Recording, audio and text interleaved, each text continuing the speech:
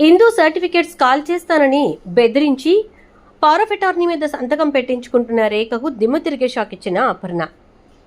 అసలు కథలో చాలా చాలా ఇంట్రెస్టింగ్గా ట్విస్ట్ అయితే ఉంది. సో మీరైతే మిస్ కాకుండా చివరి వరకు చూడండి.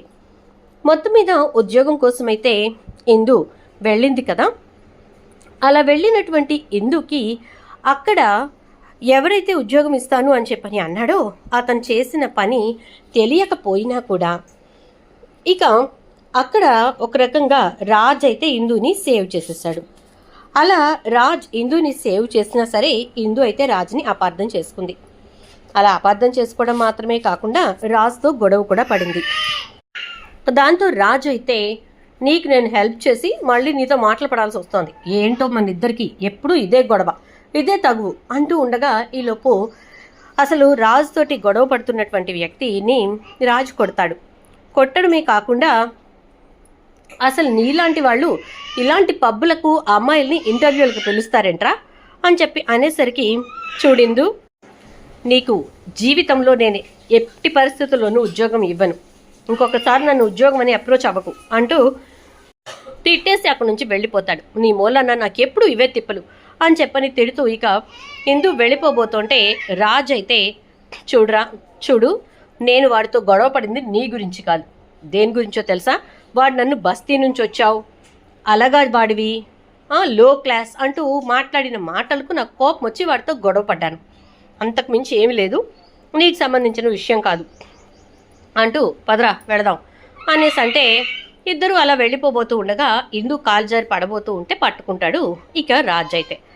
ఇంకా తన పక్కన ఉన్నటువంటి ఫ్రెండ్ ఒరే ఇప్పుడు దాకా అరుచుకుని కొట్టుకుని అలా అంతసేపు కళ్ళల్లో కళ్ళు పెట్టి చూసుకుంటే చాలా చండాలంగా ఉంటుంది అనేసరికి సారీ అంటూ లేచి ఇక చిచి అంటూ రాజ్ చచా అంటూ ఇందు ఎవరి దారిని వాళ్ళు వెళ్ళిపోతారు. తీరా ఇందు బయటకు వచ్చే టైంకి ఐశ్వర్య ఫుల్గా తాగేసి తన ఫ్రెండ్స్తో వస్తూ ఉంటుంది. భగవంతుడా నాకు ఇంకా ఎక్కడా కూడా మనశ్శాంతి ఉంచవా, ఎగ్జామ్ హాల్లో ఎలాగూ ఒకరినొకరు ఎదురుపడేలా చేసావు కదా, మళ్ళీ ఈ మెస్సింగ్ ఎందుకు ఇక్కడ నాకు అని చెప్పని అంటూ కృష్ణయ్య నువ్వే కాపాడాలయ్యా అంటూ ఇక అంటుంది ఇందు అయితే. ఇంకా అలా అనుకుంటూ నిదానంగా తనకు కనిపించకుండా బయటకు వస్తుంది. ఈలోపు ఐశ్వర్య కార్ పాడైపోవడంతో రాజ్ వాళ్ళ ఫ్రెండ్ ఐశ్వర్యకి లిఫ్ట్ ఇద్దాం అనుకుంటాడు. ఇలా అనుకున్న తర్వాత తను తీసుకుని వెళ్తూ ఉండగా పోలీసులు రావడం, ఇటు నుంచి వాళ్ళిద్దరినీ ఆపడం, బండి సీజ్ చేసి పోలీస్ స్టేషన్కి తీసుకెళ్ళడం జరిగిపోతుంది. ఐశ్వర్య పోలీస్ స్టేషన్లో ఉందనే విషయం ఇందు కళ్ళెదురుగా కనిపిస్తూ ఉండగా ఇక స్వాతికి ఫోన్ చేసి తన్ని కాపాడాలి రమ్మంటుంది. ఇక ఈలోపు ఇక్కడ నందు ఏమో ఒక మొబైల్స్ దొంగతనాలు చేసి అమ్మేసే వ్యక్తిని పట్టుకుని పోలీస్ స్టేషన్కి తీసుకొస్తుంది. ఒక రకంగా అట్నుంచి స్వప్న, ఇట్నుంచి అప్పు, ఇట్నుంచి కావ్య, ముగ్గురి కూతుళ్ళు ఒకే పోలీస్ స్టేషన్కి వస్తారు. ఇక నందు అక్కడ వాడిని అప్పగించిన తర్వాత పోలీసులతో కాసేపు మాట్లాడుతుంది. ఎఫ్ఐఆర్ కాపీని జాగ్రత్తగా దగ్గరుండి రాయించుకుని ఇన్ఫార్మర్గా నీ పేరు మొత్తం నీ డేటా మొత్తం క్లియర్గా ఇవ్వు అంటాడు ఎస్ఐ. సరే సార్ అంటూ అక్కడి నుంచి వెళ్ళిపోతుంది. ఈలోపు ఐశ్వర్యం తీసుకొచ్చి అక్కడ కూర్చోపెడతారు. ఇక ఇందు అయితే స్వాతిని తీసుకొని వస్తుంది. వచ్చి మాట్లాడి అతను కేవలం లిఫ్ట్ ఇవ్వబోయాడు అనే విషయాన్ని వాళ్ళకి కన్ఫర్మ్ చేసి నేను అదంతా చూస్తూనే ఉన్నాను సార్, అతనేమి కిడ్నాపర్ కాదు అని చెప్పి ఇక మొత్తానికి ఇందు అయితే ఐశ్వర్యని సేఫ్గా ఇంటికి తీసుకొస్తుంది. స్వాతి ఇంకా ఐశ్వర్య ఇంకా ఇందు ముగ్గురు కూడా ఇంట్లోకి రావడం చూసి లైట్ లాంచ్ చేస్తారు. చెప్పాను కదా వీళ్ళు మన కళ్ళు గప్పి బయట తిరుగుతున్నారు అని చెప్పని అంటుంది ఇక భద్రావతి. అనేసరికి వెంటనే ఎక్కడికి వెళ్ళావు అని అడుగుతూ ఈ టైంలో ఎక్కడికి వెళ్ళావు అంటుంది. ఆంటీ అంటే ఏం జరిగిందో నేను చెప్తాను అని అంటుంది. చూడు స్వాతి, ప్రతి విషయంలో నువ్వు మాట్లాడుకు, దానికి మాట్లాడటం వచ్చు కదా, ఐశ్వర్యని మీరు తీసుకొస్తున్నారేంటి అంటే డ్రంక్ అండ్ డ్రైవ్ అని పోలీసులు అరెస్ట్ చేశారు, అందుకే నేను స్వాతి కలిసి తీసుకొచ్చాం అని అంటుంది.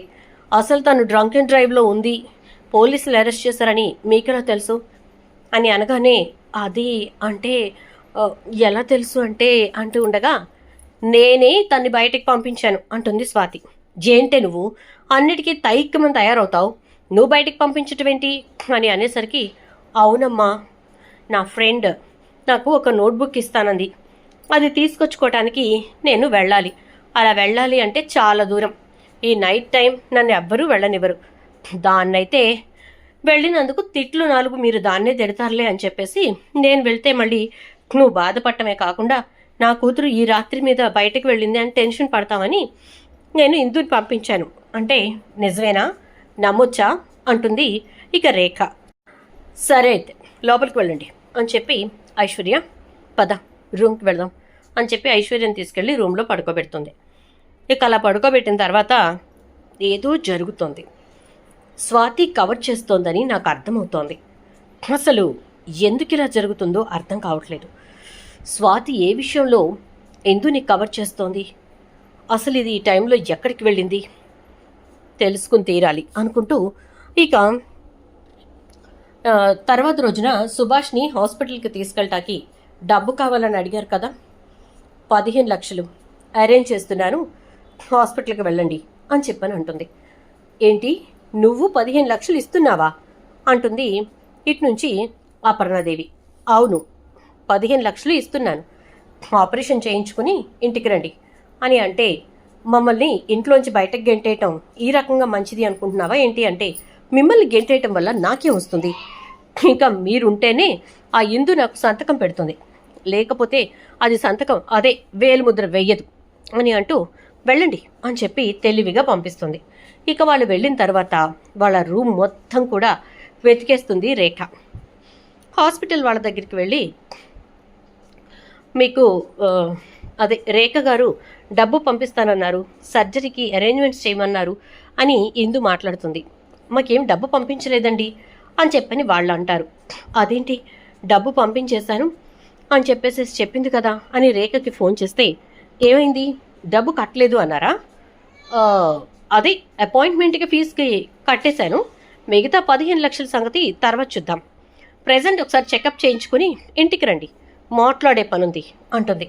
ఏం జరుగుంటుంది, ఎందుకు మనల్ని బయటకు పంపించింది అనుకుంటూ ఉంటారు. నానమ్మ, నా సర్టిఫికేట్స్ అంటుంది. అబ్బా, అవే అయ్యుంటాయా ఇందు అనగానే, అయ్యుండొచ్చు నానమ్మ, ఎలా ఇప్పుడు అంటూ ఉంటే, చూద్దాం వెళ్ళిన తర్వాత ఏం చేయాలో అదే చేద్దాం పద అనేసి ఇక ఇంటికి వస్తారు. వచ్చేసరికి ఇందు సర్టిఫికేట్స్ని టేబుల్ మీద పెట్టి కూర్చుని కాలు మీద కాలు వేసుకుని కాలు ఊపుతూ ఉంటుంది ఇక రేఖ. అయితే డబ్బు కట్టను దానివి కట్టను అని చెప్పొచ్చు కదా, ఎందుకు అంత దూరం పంపించటం, బాగోని మనిషిని అంత దూరం తీసుకెళ్లారా అంటే, కారులోని కదా వెళ్ళొచ్చారు, ఏదో పెద్ద నడుచుకుంటూ వెళ్ళొచ్చినట్టు బాధపడుతున్నావు ఏంటి, అయినా మీరు చాలా తెలివైన వాళ్ళు కదా, మీ తెలివితేటల ముందు నేనెంత, నా ప్లాన్స్ ఎంత అని అంటుంది. ఏం తెలివైన వాళ్ళం మేము అనగానే, ఎవ్వరికీ తెలియకుండా దాన్ని ఆఖరికి బిజినెస్ మేనేజ్మెంట్ చేయించే వరకు కూడా వచ్చేసావంటే, wow, MB masters in business and administration, super, exams కూడా అయిపోయినాయా అని అనేసరికి ఒక్కసారిగా షాక్ అయిపోతుంది ఇందు. వేలిముద్ర కూడా రాదు నీకు, నేనే దగ్గరుండి వేలిముద్ర వేయించాలేమో అనుకున్నాను, బట్ నీకు సిగ్నేచర్ వచ్చు, ఆ సిగ్నేచర్కి పవర్ కూడా ఉందన్నమాట అంటూ రేఖ మాట్లాడేసరికి, ఆంటీ అది అంటూ ఉంటుంది. ఏయ్ మాట్లాడకు, చాలా తెలివిగా ఇక్కడి వరకు చదువుకుంటూ వచ్చేసావు కదా, మరి ఆ చదువుకి సార్థకత ఏర్పడాలి అంటే కన్ఫామ్గా నువ్వు చేయాల్సిందేంటి, ఈ సర్టిఫికేట్స్ పట్టుకుని ఉద్యోగానికి వెళ్ళాలి. బట్ ఈ సర్టిఫికేట్స్ లేకపోతే ఏం జరుగుతుంది, కంపల్సరీగా నువ్వు నోరు మూసుకుని ఇంట్లో కూర్చొని అంట్లు తోముకోవడం బట్టలు తుక్కోవడమే చేయాలి అంటూ, వదినా వెళ్ళి లైటర్ పట్రా అంటుంది. ఇక భద్రవర్తి వెళ్ళి లైటర్ తీసుకొచ్చేసరికి సర్టిఫికేట్స్ని అంటించబోతూ ఉండగా, అంటించు, అవి అంటించాక ఈ ఆస్తిలో చిల్లి గవ్వ కూడా దక్కించుకోలేక ఏడుస్తావు అని అనగానే ఒక్కసారిగా షాక్ అయిపోతుంది రేఖ. ఏం మాట్లాడుతున్నావు అపర్ణాదేవి, తెలివితేటలు ప్రదర్శిస్తున్నావా అంటే, నాకు అవసరం ఏముంది, నీకు విషయం తెలియదు అనుకుంటా, రాజ్ కావ్యలు వాళ్ళు శ్రీశైలం బయలుదేరటానికి ముందే ఒక విలునామా తయారు చేశారు. ఆ విలునామాలో ఇంతందరూ కలిసి సంతకాలు కూడా పెట్టారు, ఈవెన్ మీ అమ్మతో సహా. అనగానే ఏంటవి అని అంటుంది రేఖ. ఏంటంటే రాజ్ కూతురికి మాత్రమే ఈ ఆస్తి మొత్తం మీద హక్కు అధికారం ఉంటాయని, కళ్యాణ్ కూతురికి కూడా రాజ్ కూతురు ఇచ్చే షేర్ తీసుకోవడం తప్ప వేరే దారి లేరని, దాంతోపాటుగా రాజ్ కూతురికి ఏ రోజు ఎలాంటి అపాయం జరిగినా, తనని ఎవరు ఏ రోజు బాధ పెట్టినా తనకి సంబంధించిన ఆస్తి మొత్తం ట్రస్ట్కి వెళ్ళిపోతుందని. ఇప్పుడు నువ్వు ఇదంతా చేసావనుకో తను బాధపడుతుంది. ఆ తర్వాత ఏం చేస్తుంది? సంతకం పెట్టను అంటుంది. ఇప్పుడు నీకు తెలిసిపోయింది కదా తను సంతకం పెట్టగలదు అని. మరి నీకు తెలియకుండా ఇంత దూరం ఎన్ని సంవత్సరాలు చదువుకుంటా వచ్చిన తనకి నిన్నెదిరించి సంతకం పెట్టను పో అనడం పెద్ద పనేం కాదుగా అని అనేసరికి ఒక్కసారిగా రేఖ షాక్ అవుతుంది. అవును రేఖ, అది వాస్తవమే. మనం కొన్ని ఆలోచించాలి. దాని సర్టిఫికేట్స్ దానికి ఇచ్చేసాయి. ఈ ఇంట్లోంచి బయటకు వెళ్ళిపోయిన తర్వాత బతకటానికి బతుకు తెరువన్నా ఉంటుంది అని చెప్పని అంటూ ఉంటే, సర్టిఫికేట్స్ ఇస్తాను, పవర్ ఆఫ్ అటార్నీ మీద సంతకం పెట్టు అనగానే ఇకప్పుడు పేపర్స్ తీసుకొచ్చి అక్కడ పెట్టి సంతకం పెట్టమంటూ ఉంటే, ఇంకొక క్లాజ్ కూడా ఉంది రేఖ అంటుంది అపర్ణాదేవి. ఏంటది అని చెప్పని అపర్ణ అనేసరికి తనకి మైనారిటీ తీరగానే కాదు సంతకం పెట్టే పవర్ వచ్చేది 25 సంవత్సరాల తరువాత.